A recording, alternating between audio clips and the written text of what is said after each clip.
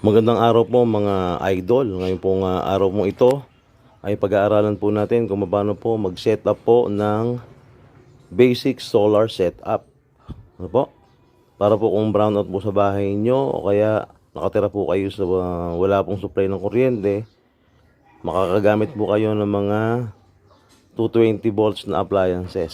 Ayan po. Ito po ay ito po yung 100 watts solar panel. Ayan, tingnan po natin. Ang solar panel po ay meron pong negative at positive. Ayan po, ito po yung kanyang negative at ito yung kanyang positive. Nilagyan ko na lang po ng wire sa dulo yan para po ma-connect po natin sa solar charge controller po natin. Yung pong dulo niyan, yung dulo po ng solar panel ay ito po siya, ito yung dulo. Ayan. Yung positive po, ito po siya. Ayan. Ang positive po niyan ay ito. Nilagyan po natin ng red na electric tape para ma-distinguish po natin kung positive po o negative. Ito po yung red. Ayan po. Ito po yung solar panel. Ayan po siya. Yung positive po dito, wag po tayo magkakamaling ilagay po sa negative. Ayan. Positive to positive. At yung dulo po ng isa ay negative. Ayun po. Ito po, sign po niyan ay solar panel. Siya nga po pala, ang solar panel, ang solar charge controller po na ito ay 40 ampere. Ayan, matagal na po kasi ito kaya ganyan. 40 ampere. Ayan. Basically, ang isang solar panel po, yung pong solar panel po na yan, na 100 watts, ay meron po siyang rated capacity na maximum ng 6 ampere po yan. Kaya kung dito po sa ating pong solar charge controller na ito, kasya po ang ilan po? Kung 6 po ang isa, 6 po, hanggang 6 po na 6 times 6 equals 36.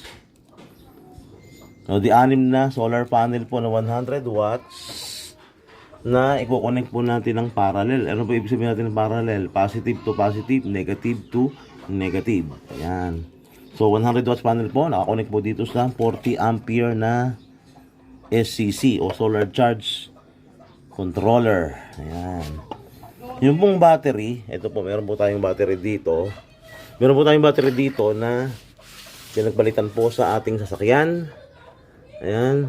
Ito po ay 3SM o meron po siyang rated capacity na 80 amp per hour. Ayan, 80 AH. Ayan po siya o nakabaligtad. 80 AH or 80 amps per hour. Ayan, 12 volts po siya. Ayan. So, yung pong positive po nito, yung positive po ng, ayan po, yung meron po siyang sign na battery. Positive. I-connect po natin sa battery po yung positive. At yung negative po, i-connect po natin sa negative. Ayan. Para po mapagana po natin yung atin pong solar setup, para po umandar yung ating mga appliances, kailangan po natin ng inverter. Ito po siya. Ayan. Ang power inverter po natin ay 500 watts. Ayan po, CDR King, 500 watts. Ito po ay charge controller na nabili po natin sa CDR King na matagal na pong panahon. Ayan. Okay.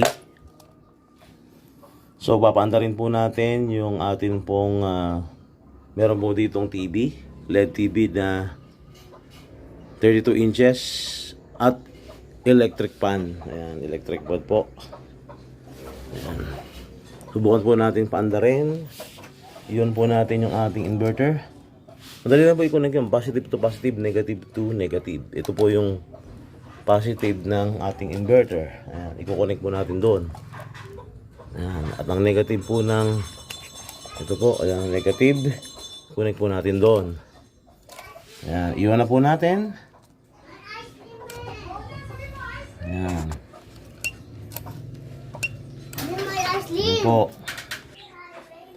Ayan, so nakasaksak na po ang ating TV, ayan po.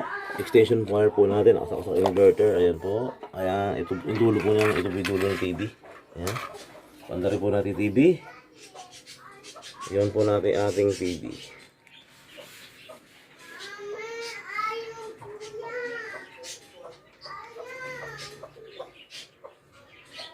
Ayan po. Ayan po ang ating TV. Mandar na po. Ayan. Subukan po nating paandarin yung TV at yung ating electric fan. Ayan, mandar po yung TV. Umano po tayo ng palabas. Hindi po nakakonek sa antena yan. Sa USB na lang po natin kumuha tayo ng pelikula doon.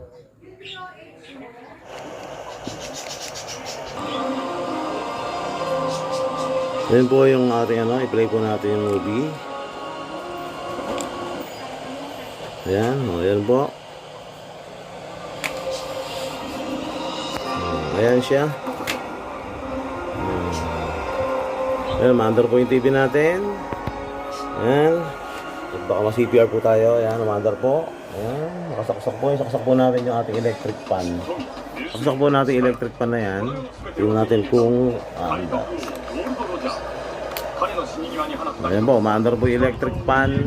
Ayan, nato 20 volts. Ayan. Electric fan po, maandar.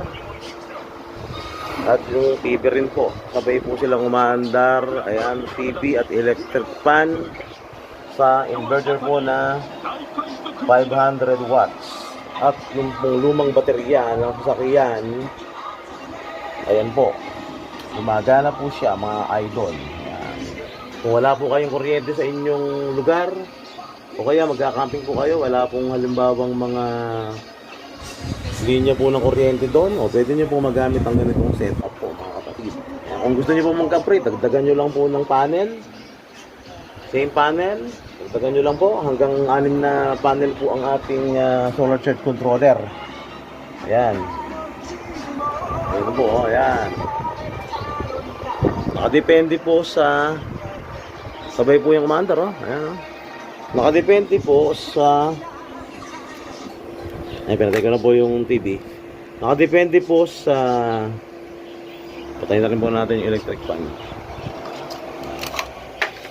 Nakadepende po sa laki ng battery, sa dami ng battery, at sa dami din po ng panel yung itatagal po ng solar na gamit po natin, o yung dami po ng appliances na magagamit po natin. So ito po, basic na basic lang po ito.